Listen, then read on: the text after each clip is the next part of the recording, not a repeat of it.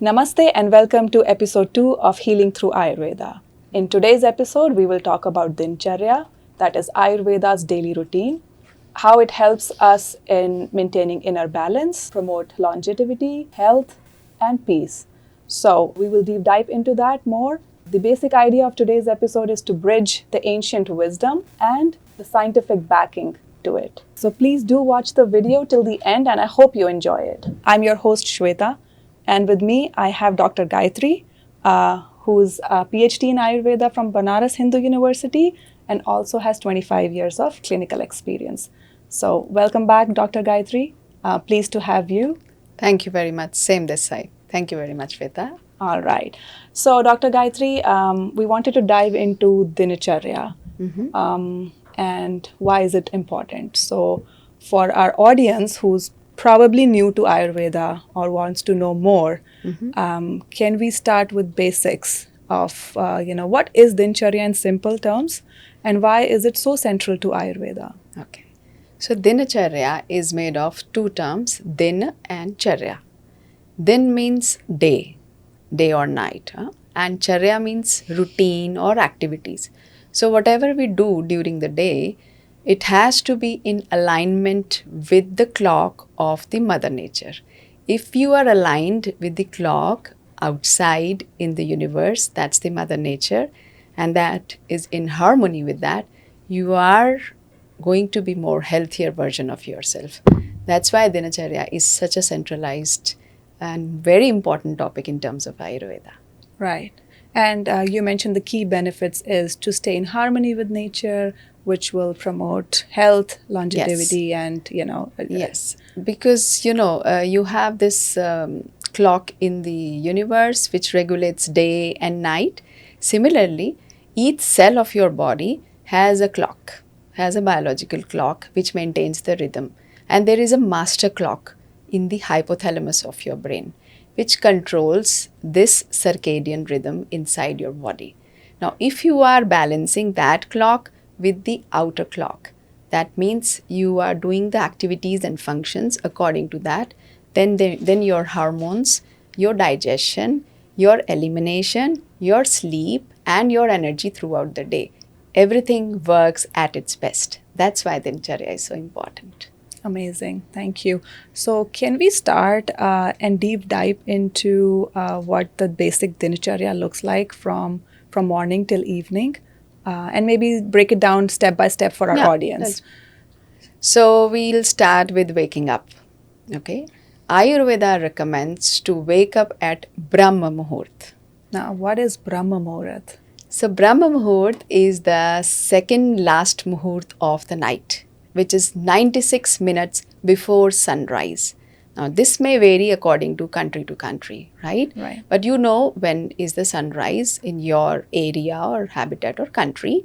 So 96 minutes before that, Brahma Muhurt starts and ends 48 minutes before the sunrise. So it's a duration of 48 minutes because one Muhurt means 48 minutes ideally. Why is it so important to wake up during that time? Because I'll give both the ideologies behind it.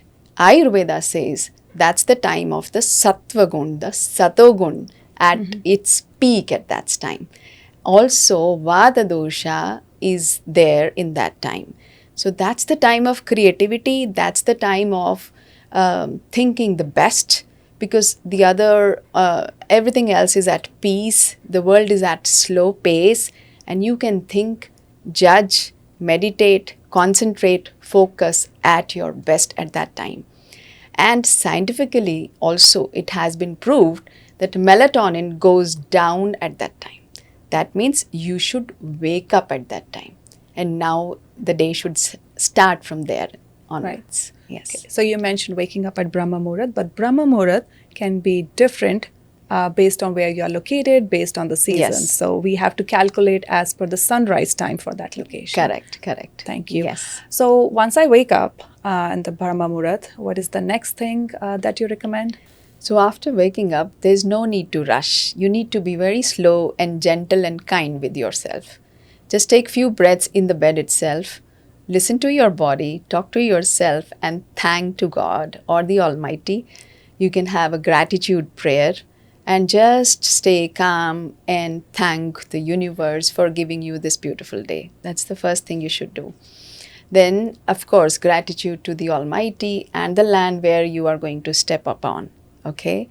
Thereafter, in your mind, you can even think or manifest or visualize what you are going to do in the whole day. Right. You can plan like a your small day. plan. Okay? Right. And you don't have to be very perfect in that.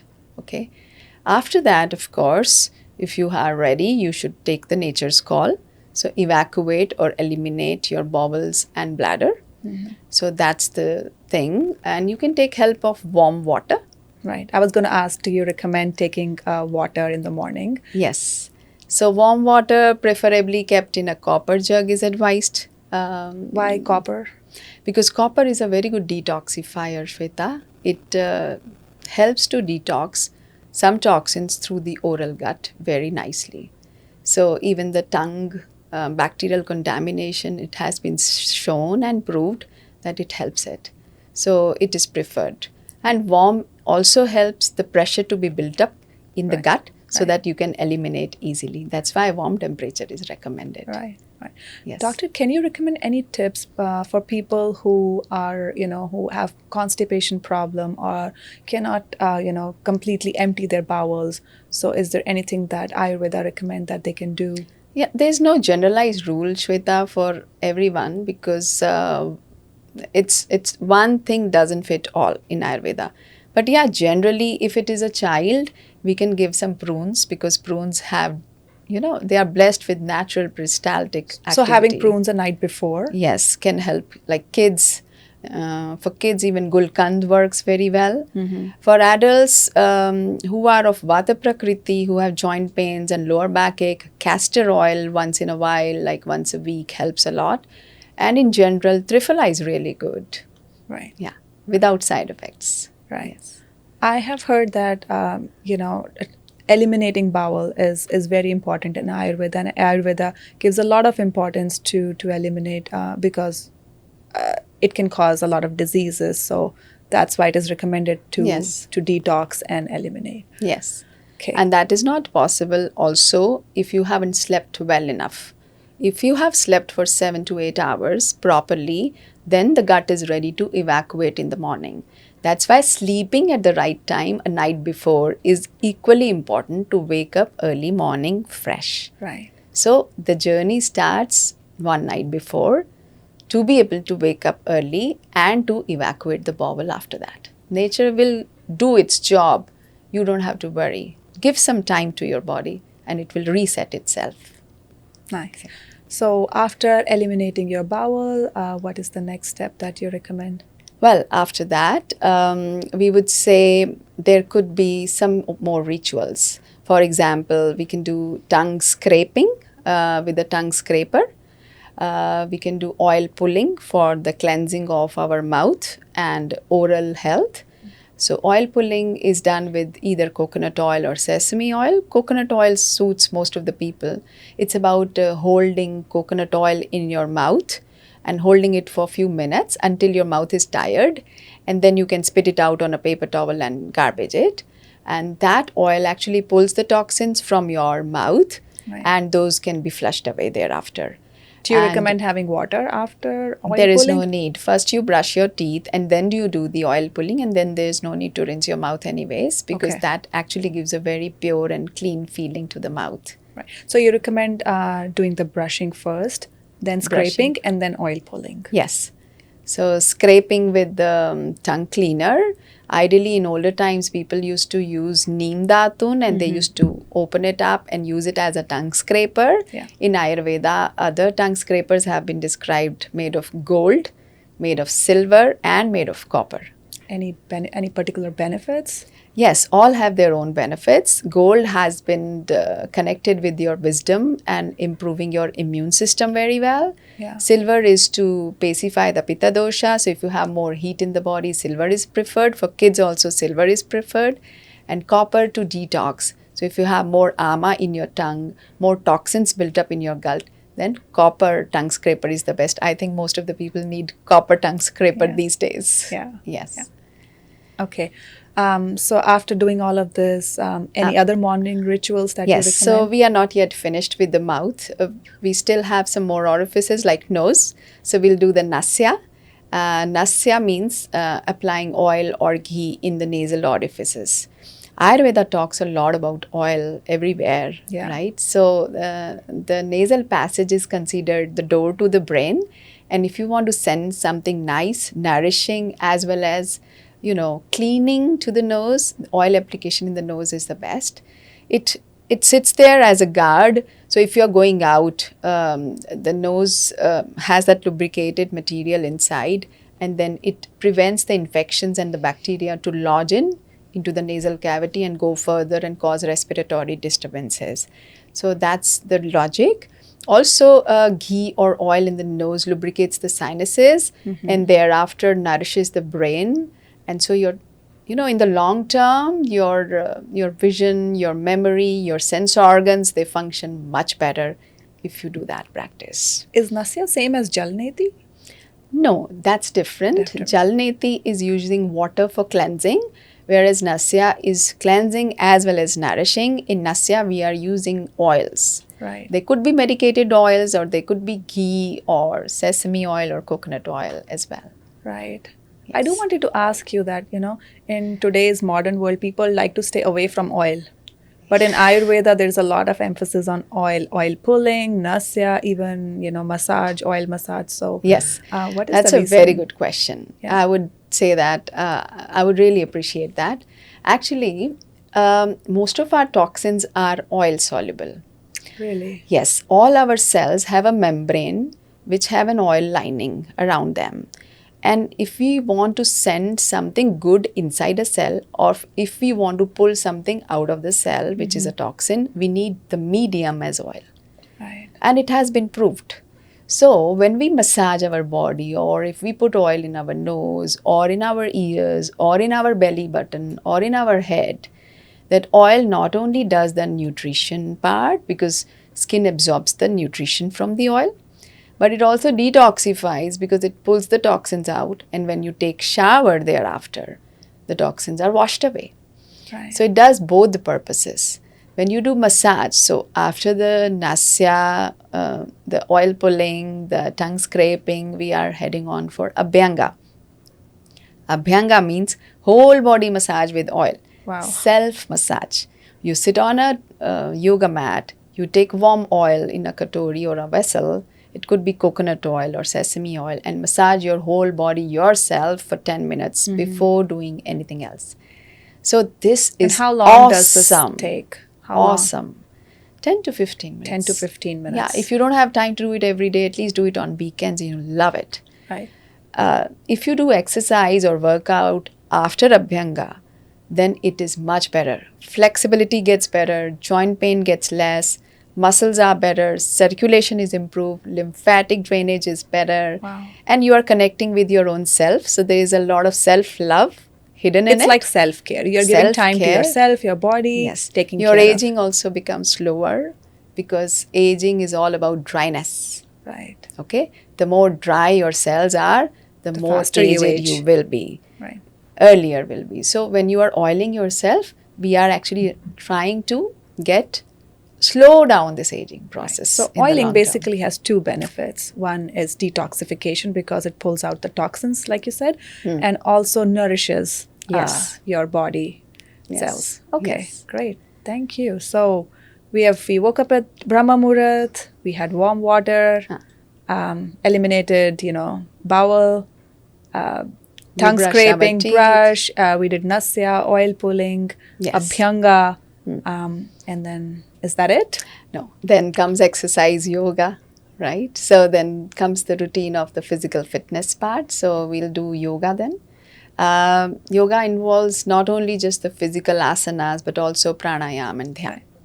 So that's... I do want to pause here. Why is yoga so important in Dincharya? And because it is the base of bringing harmony of your body and mind together with your inner soul.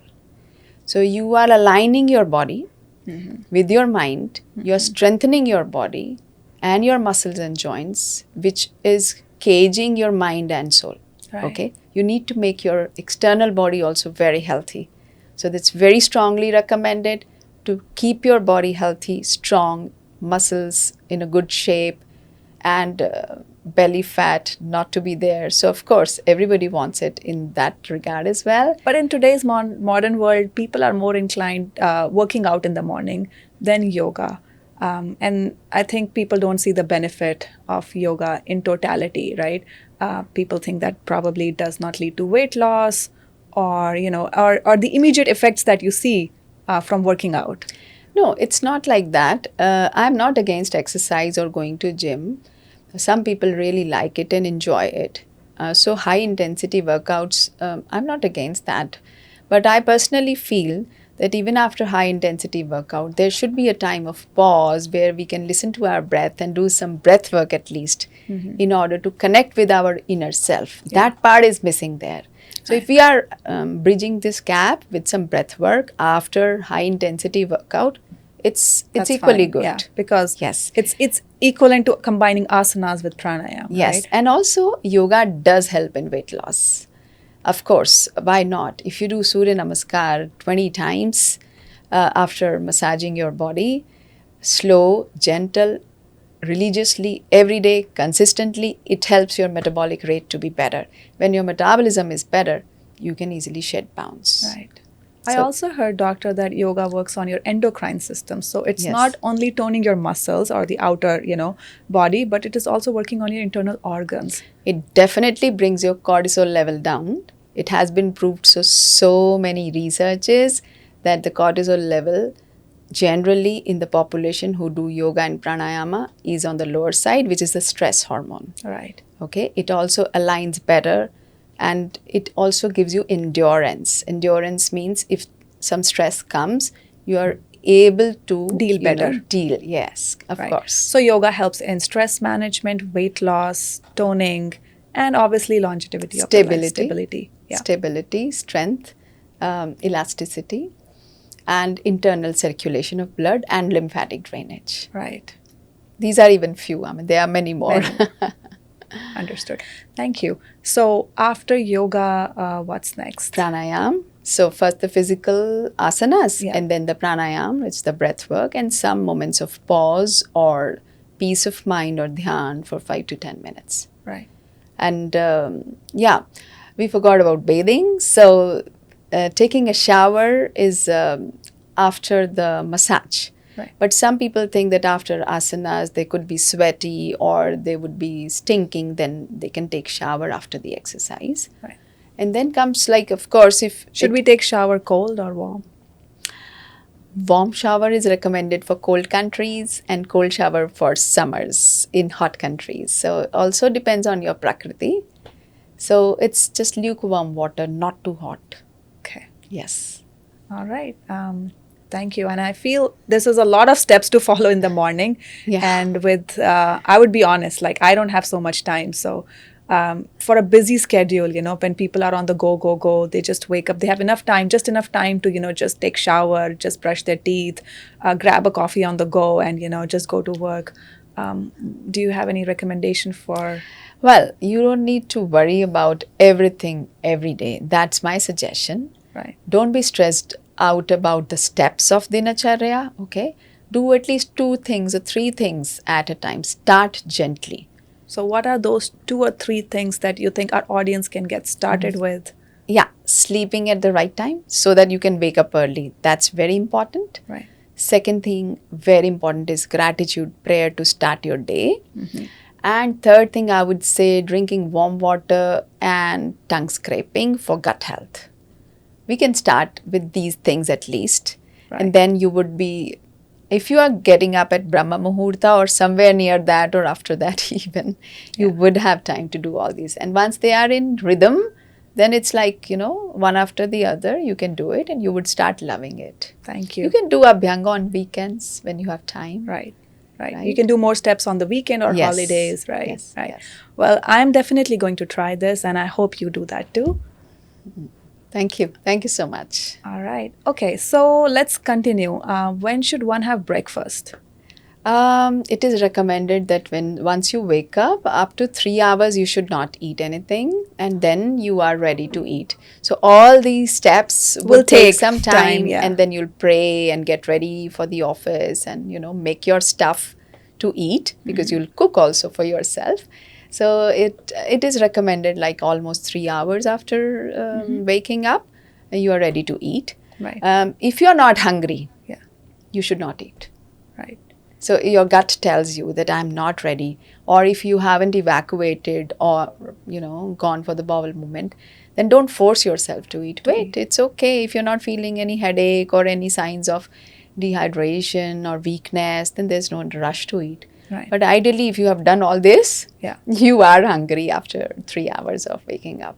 Right. And ideally, one should sit down and eat and not be in rush. Of course, what are we earning for? What are we running about for? If you don't have time to sit quietly and eat your Have food, your meal, yes. I don't think So. whatever we That are food doing is nourishes you. So Yes, that's Yes. true. That's 100%. Right. That's the first lesson Ayurveda teaches. Wow. Yeah. All right. So we talked about morning routine. Moving on to afternoon. There has been a lot of emphasis in Ayurveda about timing your meal. Yes. So when should one eat lunch, and why is the lunch the most important meal or the heavy meal of the day? Yes. Again, a very good question. As per Ayurveda, lunch should be your biggest meal. Biggest meal, the heaviest, component of your overall diet should come at lunchtime. Why? Because that's the pitta time. That's the time of the peak of the digestion. When the sun outside in the nature is at its peak, what's the time? That's around between 12 to 2. That's the time when your inner sun is also at its peak, Right. and the digestion is awesome at that time. Right. So you can easily digest a heavy proteinaceous meal at lunchtime in comparison to the dinner time. Right. Okay, so that's what chronobiology also teaches us, which teaches chronobiology is a new science which is emerging these days, which talks about when to do what. The timing also matters, and timing regulates your hormones, your digestion, and so many other things. Right. Yes. Right. So have your heaviest meal at lunchtime because it helps to digest food properly. Your digestive fire is at its peak. That's why it's recommended. Unlike in the West, we tend to eat our sumptuous meal in the evening. So this is a little bit Yeah, a little bit different from that. Yeah. Because when you will wake up very early, then your lunch will coincide with the peak of the sun. Okay? Because people wake up late, they are not able to consume a heavy lunch. That's the reason. The whole story starts with sleeping at the right time, Right. so that you're able to wake up early, and then obviously you will be hungriest at the lunchtime. And then, of course, you should enjoy dinner with your family in between 6 and 7. That's the time when you Right. should have your dinner. It could be even earlier. Yeah. So it should be before sunset. In some countries like Norway, sunset is at 10 p.m. So you should not wait that longer, okay? Right. So in general, if I summarize, 6, max 7, you should just finish up everything before 7. And that also, the meal should be good, warm, nourishing, moist, okay? Fresh. Yes, freshly cooked. But the heavy component of the meal should be adjusted to the lunchtime, like proteins. Yeah. Right. Do you have any tips on, how in this fast-paced life, it's impossible to eat at 6 or 7 because you're just finishing up work, coming back home by 6 or 7. So how can one keep up with that timing? Well, the whole family needs to work together on it. So we can prepare our meal partially a day before and plan ahead of time. So chop the things in advance, and just when you come back, you can just cook and cook quickly. probably a simple meal. Simple meal, not a very complex dinner. Okay. Right. Yeah. Right. Like we have Dincharya, is there any Ratricharya as well that one should follow before going to bed? Yes. So Ratricharya is the rituals followed for the Ratri, which is the night, which is coming up after the day. Why is it important? Very important, because that is going to unwind you. So as per Ayurveda, melatonin goes down in the morning around Brahma Muhurt. That means you should wake up, okay? But towards the evening, after 6 or 7, melatonin goes at its peak. After 8, something like that, okay? And it's a rhythm you can set, right? So that means, that tells you that now it's the time of the nature to sleep.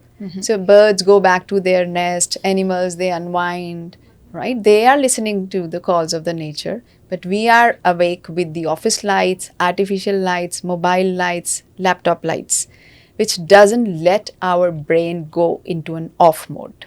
Right. This is something we are playing with our circadian rhythm.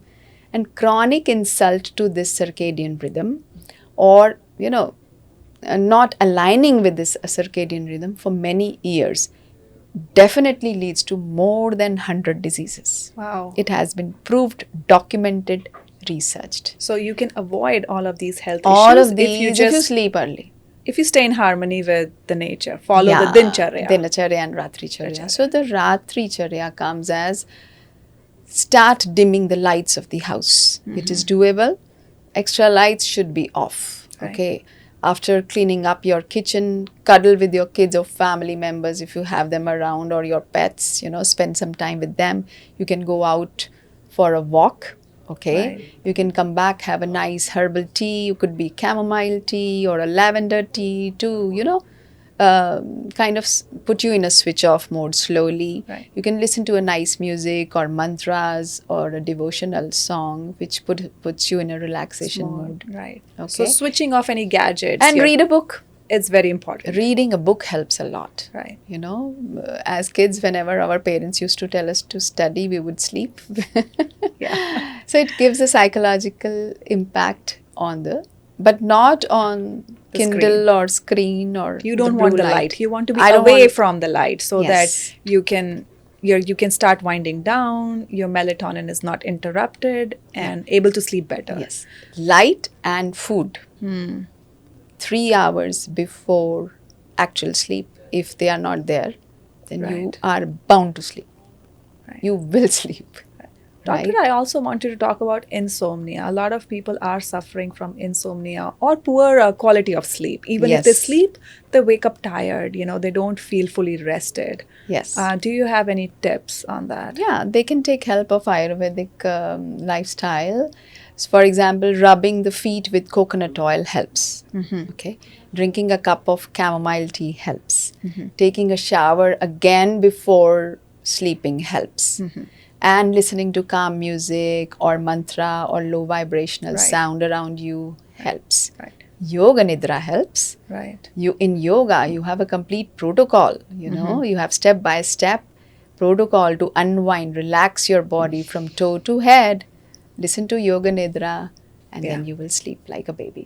Right. So basically, if I have to summarize, it's just unwinding, Unwinding, dim staying away lights, from stimulation and lights, lights, and relaxing your food mind. at least 3 hours before you plan to sleep, Right. because food also interferes. In Ayurveda, there's a lot of emphasis on going to sleep at least by 10 or before 10. Yes. Why is it so important to sleep on time? So, as per the biological clock, Shweta, our biological clocks also have Vata, Pitta, Kapha timings. The timing between 10 to 2 is the Pitta time. That's the time of detoxification at night time. In the daytime, that time is for digestion, assimilation. At the night time, the same time is utilized for detoxification. So, if you are sleeping after 10, first of all, it's difficult to sleep because Pitta keeps you awake. Before that was the Kapha time which you missed, and Kapha makes you to sleep early, better. Right. So one thing is that your sleep will come late or will take some time. Second thing, you'll miss those hours of detoxification by the liver or other organs. So naturally the energy levels in the morning will not be that great. Right. So we are abusing our bodies over the period of time. So you mentioned eating between 6 to 7 and then sleeping between 9 to 10. Yes. And waking up at Brahma Muhurt. Yes. Wow. Yes. Yeah, and it has to be in a disciplined way, like in a consistent way, Wow, It will not give you results in just one day, but once you are habituated to it, It's like a joyful journey. You don't need to struggle for health because health doesn't start at a doctor's office. It starts at dawn. Right. Very Okay. well said. Thank Thank you. you. Thank you. Is there any one tip that you want to give to our audience that they can start doing from tomorrow? Yeah, so as I said, at least today, try to put off your mobiles and screens away from you, switch off the Wi Fi before 9, and dim the light so that you sleep on time. That's why you can wake up earlier and then you can think about what Dincharya steps you can incorporate into your lifestyle. Amazing. Thank you very much for this insight. This was very insightful. Thank you for that. I really enjoyed this conversation and I hope our audience did as well. So if you did, please like, share, and subscribe so that we can be back with you with new videos. Thank you. Thank you very much. All right. Before we end this, I do want to do a rapid fire round with you. Yeah. Quick rapid fire on Ayurveda's this or that. Okay, sure. Go ahead. I'll give you a question and you have to decide between this or that. Okay, sure. All right. Workout, morning or evening? Morning, Breakfast, cold or warm? warm, Tea or coffee? none of them. Well, most of us are addicted to tea or coffee. We can't start. Well- Is there any substitute? Yes, something very closer to chai or tea. You can boil dhania seeds or coriander seeds along with some grated ginger in water. When it's simmered, just filter it and add some honey if you want or maple syrup as per your liking, or you may even avoid it. That's very close to chai, Shweta, the taste. Wow, I would definitely try that and see. Yeah. Thank you for that. Abhyanga massage, sesame or coconut oil? Both are good. For Pitta Prakriti, coconut, and Vata Prakriti, sesame oil. Wake up early or stay up late? Wake up early. Yes. Yoga or pranayam? Pranayam. Okay. Dinner by 7 or late night snack? Dinner by 7. Ghee or coconut oil? Ghee. Okay. Well, for vegans, coconut oil might be a choice, but ghee is superfood. Cold water or warm water? Warm water. Salad or cooked food? Cooked food. Okay. Well, thank you.